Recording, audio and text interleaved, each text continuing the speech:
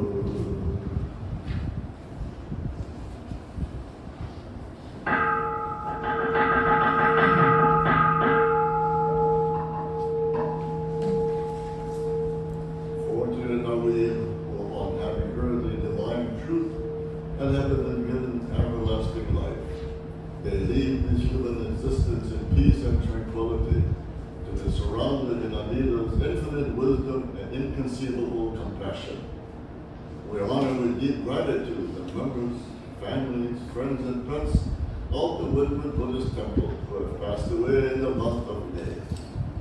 With deepest gratitude to the boundless, inconceivable blessings of Amida Buddha, we take eternal refuge in the three treasures of his teaching. Namo Amida.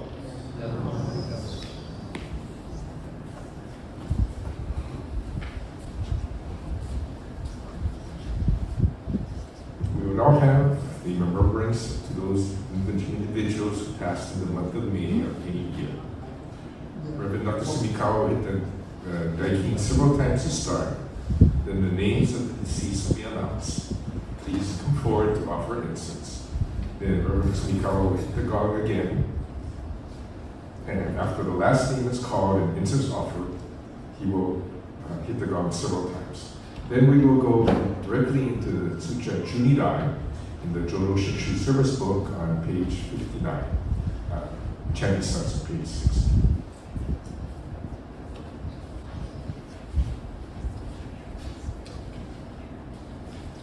Satomi Takashima.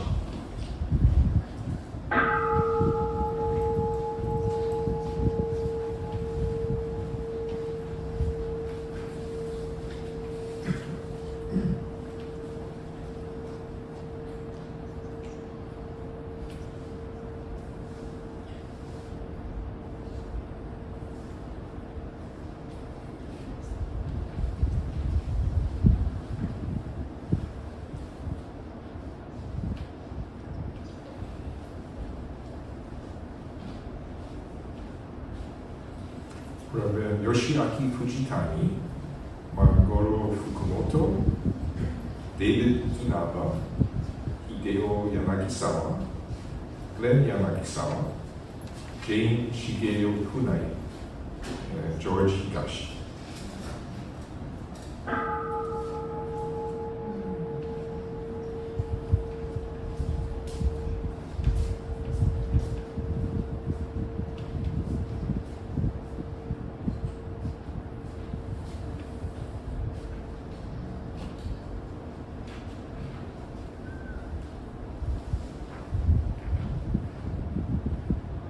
Harry M. Hiromoto.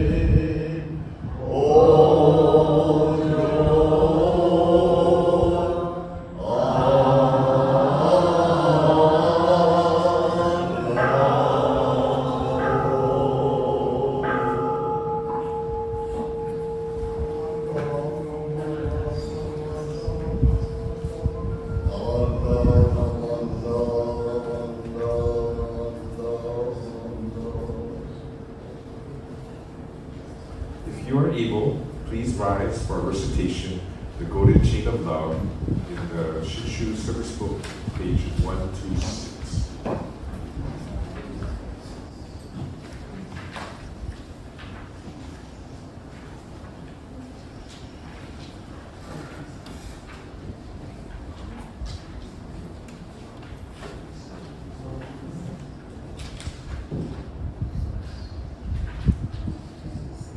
I am a link in the Buddhist golden chain of love that stretches around the world. I must keep my link bright and strong. I will try to be kind and gentle to every living thing and protect all who are weaker than myself. I will try to think pure and beautiful thoughts, to say pure and beautiful words, and to do pure and beautiful deeds, knowing that what I do now depends not only on my happiness or unhappiness, but also that of others. May every link in the Buddha's golden chain of love be bright and strong, and may we all attain perfect peace. Please continue to stand for the Gatha with these hands. And this is in the Praises of the Buddha book, page 260.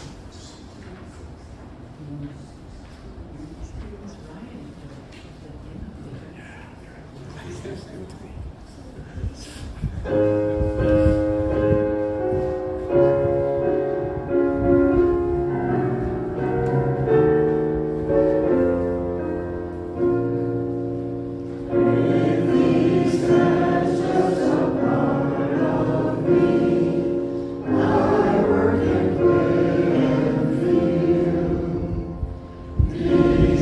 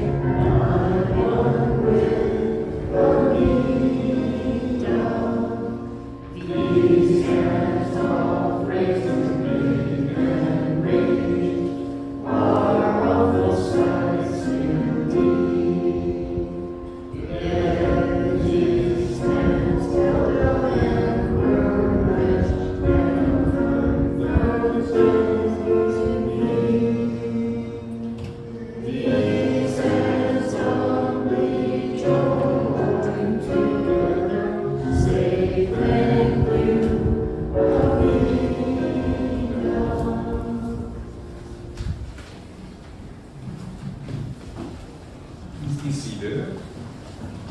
This morning, our speaker for today for our Dharma talk is Reverend Dr. Bert Sumikawa.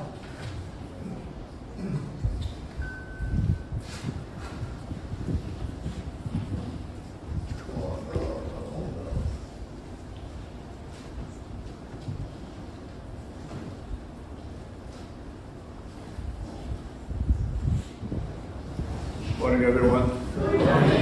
How's everybody today? Great. That's great. I also want to welcome all of you to this Sunday's Family and Remembrance Service here at the Windward Buddhist Temple. And as our friend Kailua remembers, often referred to as on the backdrop of the majestic courtyard that's over there.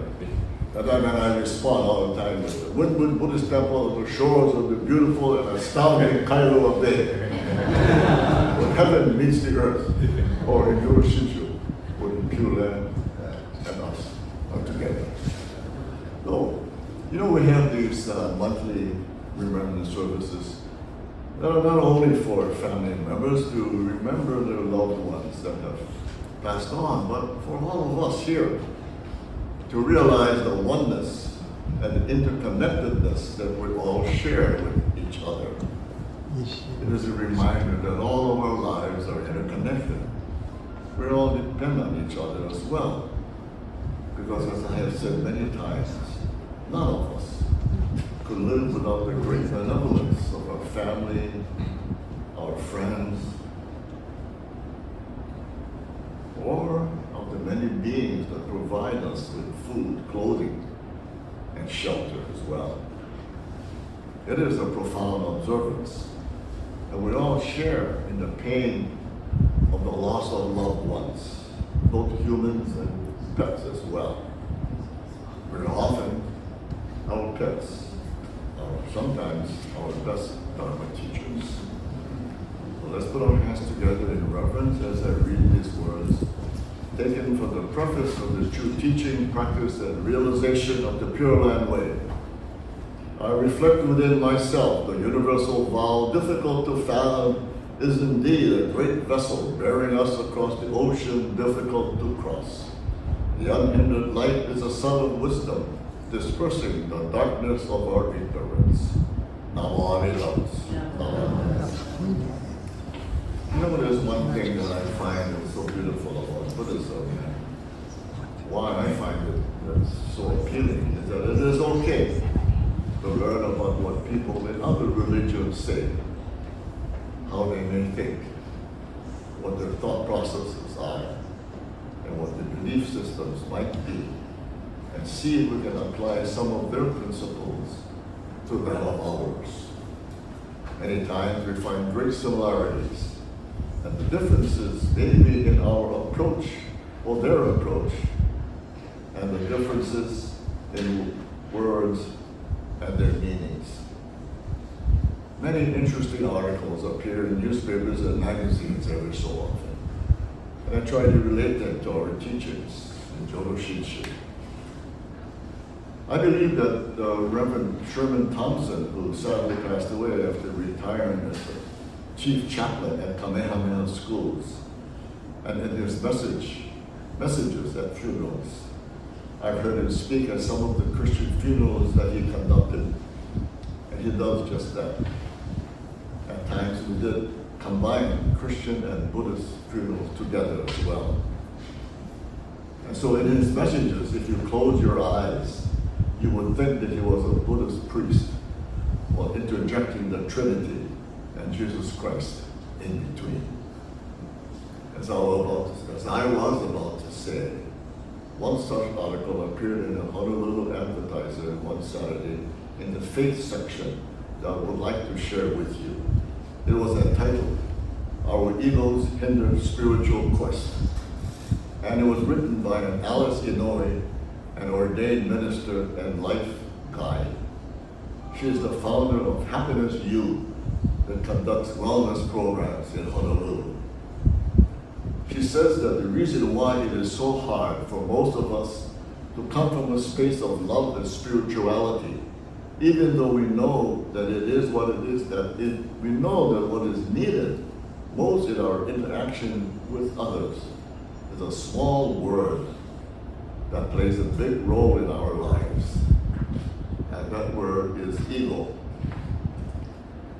That it is part of each of us, and it is a powerful voice within that wants to stand out, be special, be important at all costs.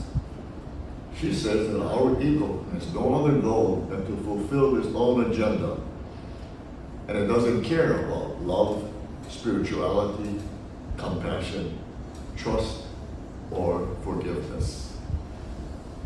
While spirituality is about unity and oneness, the ego prides itself on separation and control.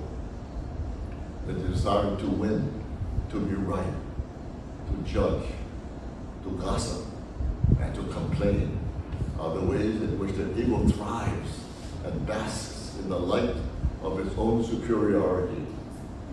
I am right, and they are wrong. She goes on to say that if you have the power in each moment to choose to either empower the ego or to empower the spirit of love, while one may feel that the ego is so interwoven into your personality that you cannot control your thoughts or actions, you are on the right track when you simply become aware of the ego and see it work from a detached perspective. After an interaction with someone, you may notice it and say, gee, that was my ego talking. She says, not to discount that thought of awareness. That awareness is one step towards strengthening your connection to your spirit, she says. As you make a conscious effort to choose love, your connection to spirit will strengthen, and your ego will have to step aside. Just as two cars cannot park in the same stall at the same time, the ego and the spirit are incompatible. The best way to know if you're coming from the heart of your ego is to look at your interactions with others and how they might play out if you are connected with your spirit. If coming from your spirit, all actions and reactions will come from love, forgiveness, and humility. Coming from a place of love requires an effort to be more understanding, less judgmental, and more compassionate. Trusting that any challenge that comes into your life is there for your growth and evolution might give a perspective. When we minimize the ego's control and cultivate spiritual interaction, we embrace our interaction and choices with compassion and bring more happiness and joy into our lives. Years ago, I often went to Starbucks that was across from the former Ward warehouse to have coffee with the late Henry Tanaka. Once when I was there, I found a parking space, not in the stall, but at the curbside near the lot. And so to park, I had to parallel park the car. Well, there was this lady sitting on what looked like to me a sprinkler cover. It was just the right height for her to sit on. However, the sprinkler cover was situated right inside of the curb. She sat on the cover, but although her whole body was inside of the curb, because I had to back into the parking space, I was really having a hard time, because I didn't want to hit her. So after I got out to see if my parking was okay, I saw that I was parked too far out. So I got back into the car and tried again. This time I saw that the car was at an angle. So back I went into the car and again I tried. I went out and looked and saw that my car was still too far out. but I was determined, or hard-headed, or pakiki as they say in Hawaii. So again, I tried, and this time it was okay, but still not really close enough to the curb. I got out of the car and yelled at the lady. I said, "What do you sit next to the curb for? It makes it hard for me to park my car." She yelled back, said that she was not on the curb, but on the grass inside the curb. Even though she knew I was having a hard time, she just wouldn't move from her perch. Well, after I got back, I began to analyze the situation carefully. I didn't have to park there. There were other stalls available, although that one was the easiest one for me to get out of after I was done at Starbucks. After a while, it became a battle as to who would give in. Would she finally move away, or will I give up and find another space? If I gave up, then I felt that she would win. No way would I have that. And so instead of doing the right thing and park somewhere else, I got myself all worked up and upset at the lady. Yeah, she could have stood up and made it easier for me, but she chose not to. See, I was trying to make her move. I went into the coffee shop to meet Brother Tanaka, and I was still very upset. So I told him the story of what happened outside, and he just smiled and he said, "Yeah, that was good." What are you talking about? Not so. He said, "Yeah, again." He said, "Yeah, that was good." I just sat there not saying anything for a while. But then I realized something. It was that through what happened, I'm able to get to know myself. To get to know yourself, not others, but yourself. And so as Sherman says in one of his writings, human beings are such that maddened by the passions of greed, we desire to possess. Maddened by the passions of anger, we hate that which should not be hated. Seeking to against the law of cause and effect, led astray by the passions of ignorance, we do what should not even be thought. Well, Buddhism makes an analysis of blind passions, like in terms such as craving, anger, delusion, arrogance, doubt, wrong views, and so forth. Fundamentally, it is rooted in the stubborn clinging to the foolish and evil self. That is the basis of our existence.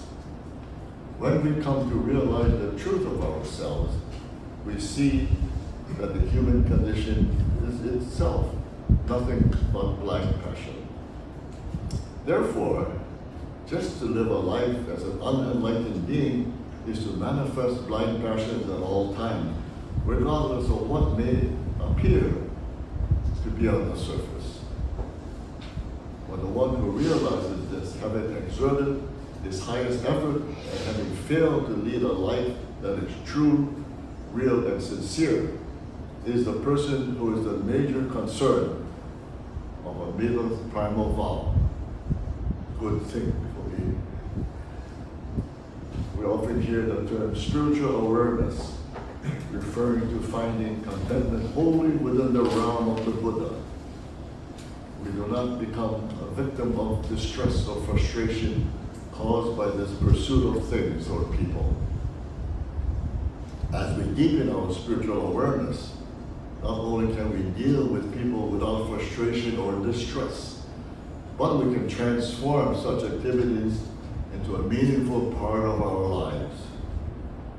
Spiritual awareness refers to a life that includes absolute freedom. In other words, any obstructions we face are self-inflicted and are not caused by other people's acts. The absolute freedom of spiritual awareness lets us freely modify our attitude at any given situation to harmonize with the freedom of others. In so doing, our freedom never conflicts with that of others. and expressing his joy over what he read and heard, Shinran shares the teachings with us. But rather than forcing people to follow the Nembutsu path, he simply shared his understanding and experience of the Nembutsu with them.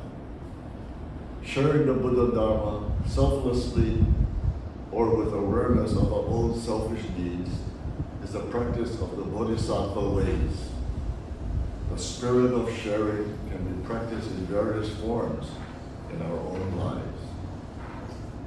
But here we have the opportunity to share the Dharma in such a way that reverberates with people of this day and age. We should reflect upon the lessons that the lives of others hold for us so that we can learn from their mistakes and receive inspiration from their successes. We should reflect upon the vast and marvelous workings of the Dharma which pervades our lives and in fact is our life, and share it with passion with others. The Buddha taught selflessness as one of his basic teachings. It is our mistaken ego, selfishness, that causes all human troubles and sufferings. We do not realize that we're able to live and enjoy life only because of other people and other things. If one really understands this truth, one cannot help but become humble and truly appreciate others. Realizing the truth that all beings and all things throughout the world and universe are interconnected and dependent on each other, our discrimination is minimized. But we are unable to do this, no matter how hard we try to extinguish it, by our act of trying to do so results in discrimination. The realization of this in Buddhism is represented as Amida Buddha. Amida Buddha, therefore, never discriminates between all beings and all things. Amida Buddha is always embracing us without any discrimination. It is this realization that liberates us.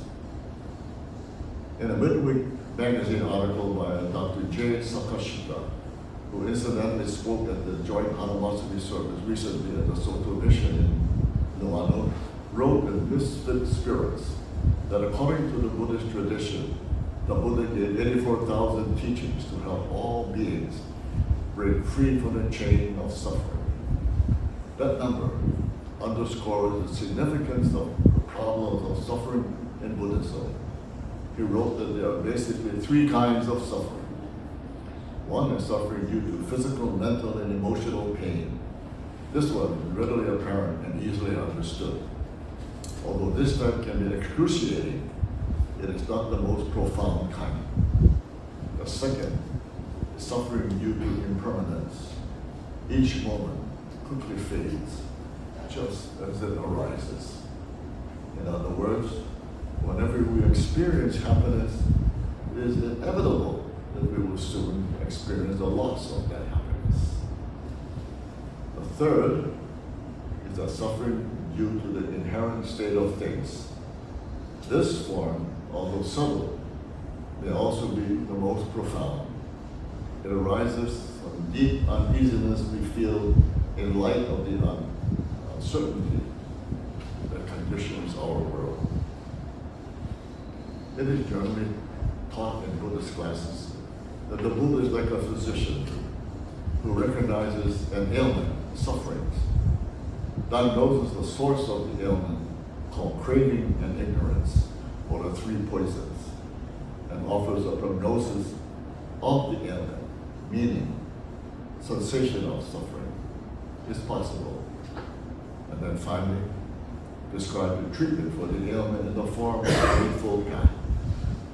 This, in effect, is the description of the Four Noble Truths, the first Dharma lesson taught by the Buddha upon his enlightenment under the Bodhi tree, which was only achieved after receiving and taking a bowl of rice porridge that was given to him by the maiden Sujata. You remember one Sunday, several years ago, right here at this temple, the rice porridge was made by for the skillful hands of Prudence and her gang to share with all of us. So thank you, Prudence. She's in coma enjoying life over there. It was very tasty. Maybe we should do it again for another body day. Shinran Shonin says in one of his hymns, those who aspiring for the pure land of happiness do not realize Shinjing, that is other power, doubt the Buddha's inconceivable wisdom, and therefore dwell in the borderland or the realm of indolence and pride. In other words, we continue to allow ourselves to maintain the conceit that we are good, in which we foolishly rely on ourselves, reflect knowingly on our evil heart, and judge people as good or bad. This self-centered ignorance, this foolish, lazy pride, is the reason that we separate ourselves from others, and thereby a cause of nothing but ongoing pain and suffering within our hearts and with the world. So, thank you very much for listening, and please join me by putting your hands together for closing reflection. The inconceivable working of the power of Buddha Dharma is such that external hindrances and karmic fetters do not obstruct us. Hence, the universal primal vow of Amida is termed a decisive cause of birth in the Pure Land. Namo Amida Butsu.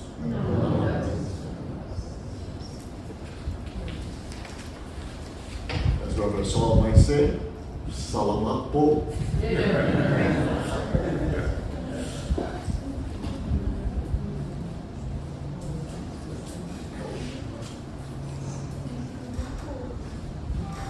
you, Reverend Bert.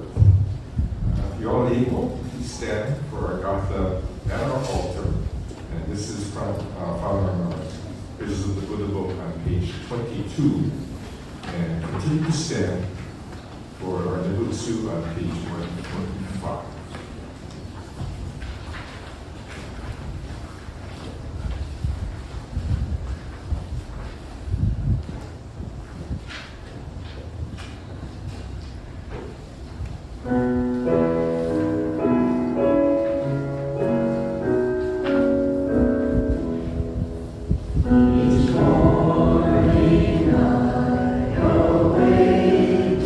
See, Amida.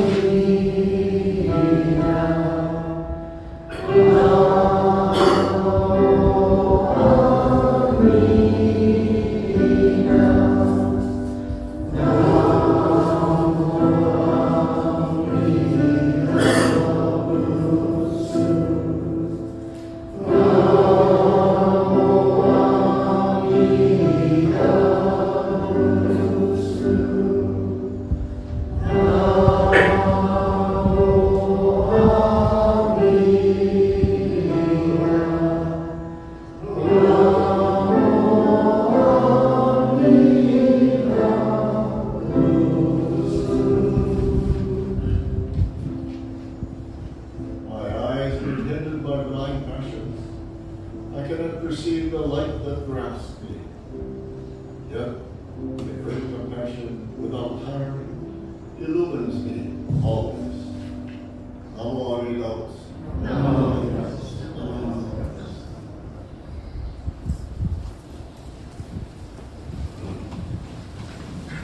Please be seated.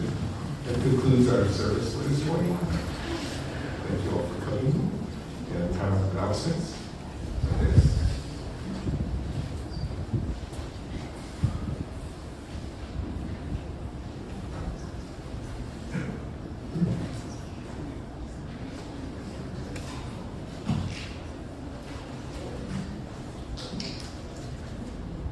Morning, everyone. And have a the journey to say happy holiday weekend. Oh yeah. You mean it's going to get hotter? Thank you, Reverend Bert, for your message. Thank you, Gerald, for being the MC. Thank you, Jerry, for being our reader. Thank you, Cookie, for bringing the Kansho. And thank you, Lisa, for playing the piano. And today I'm assisting Ryan, who's on vacation. So I know a little bit about recording. And you know what they say about knowing a little bit. It can be dangerous. So hopefully the recording will be up on YouTube once Ryan gets back. Okay, next Sunday, June 1st, will be our first Sunday family service. Reverend Saul will still be on vacation. So Cynthia Rodriguez will be leading the service, and I will be presenting a Dharma message. Stay tuned. After refreshments next week, we'll have an intergenerational activity, and of course, it's also birthday Sunday.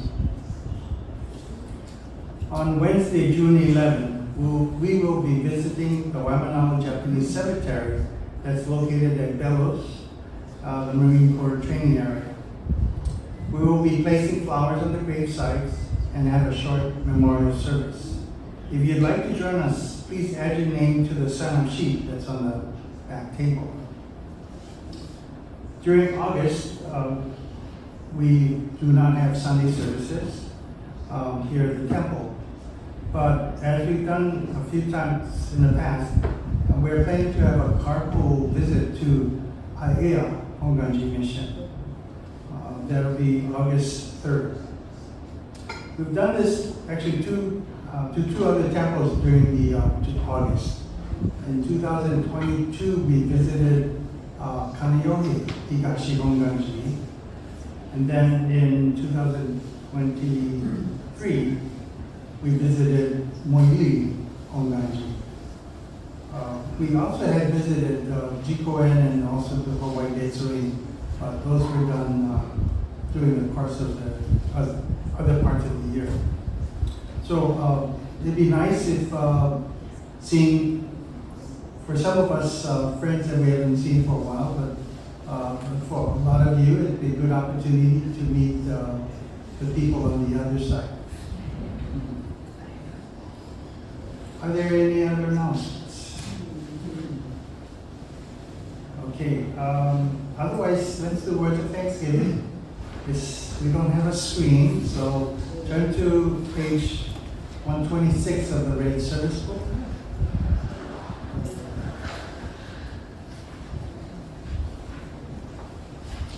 We are truly grateful for this wonderful food, a gift of life.